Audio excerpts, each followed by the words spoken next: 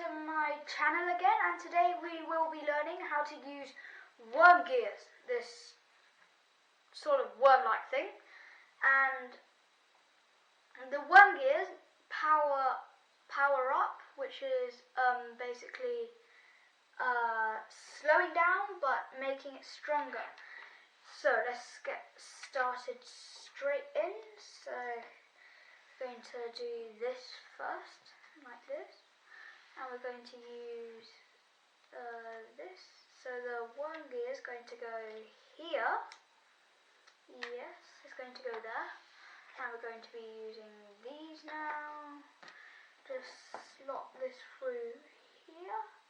And you might think, well, how's that going to propel a whole wheel or whatever you're going to put on the end of it? Well, let me show you now.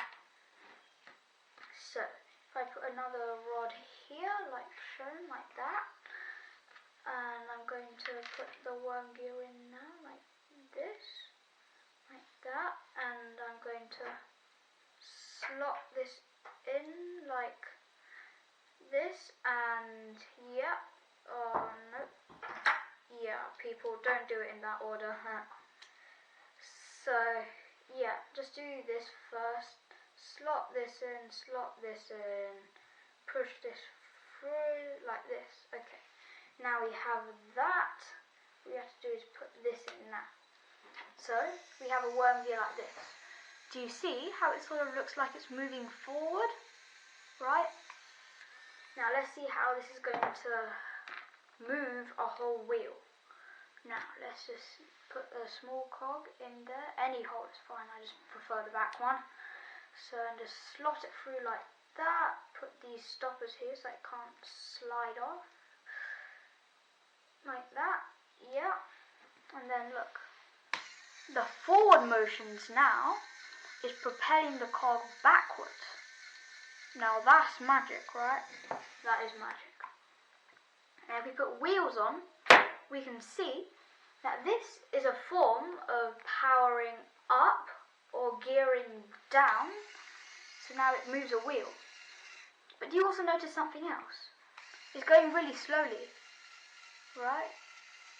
It's going really slowly. So, so the slower this goes, the stronger it will be, or it's just your battery is nearly dead. So yeah, but it's really strong, I'm telling you that.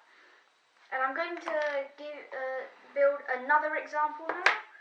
So we take everything off. We're going to put this there, and that's going to go here. Yeah. So we put the black beams here, and then another black beam here. We put this here, right? And then we slot this in here. Yeah, you're right. This is going to go over here like this. We're not going to do that yet. So what we're going to do now is we're going to add this on here, like that.